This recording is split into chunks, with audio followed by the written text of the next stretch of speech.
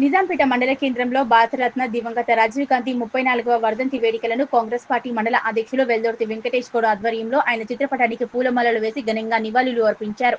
ఇందిరాగాంధీ, రాజీవ్ గాంధీ కుటుంబం దేశానికి ఎంతో సేవలు అందించిందని, వారి ఆశయ సాధనకు కృషి చేస్తామన్నారు.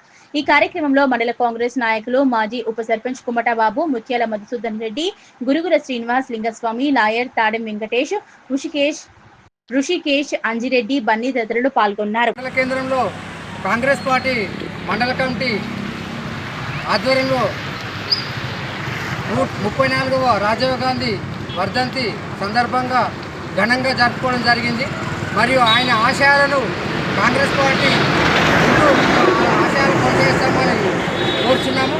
అదేవిధంగా ఈ భారతదేశంలో త్యాగాల కుటుంబము అంటే మరి రాజీవ్ గాంధీ, మరి ఇందిరాగాంధీ వాళ్ళ కుటుంబానికి, దేశానికి ఎంతో సేవ చేసిన చరిత్ర కాంగ్రెస్ పార్టీకి ఉంది.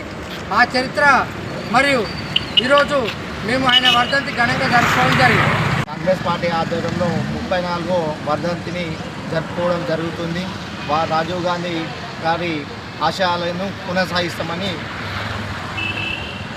కాంగ్రెస్ పార్టీ పక్షాన తెలియజేస్తుంది.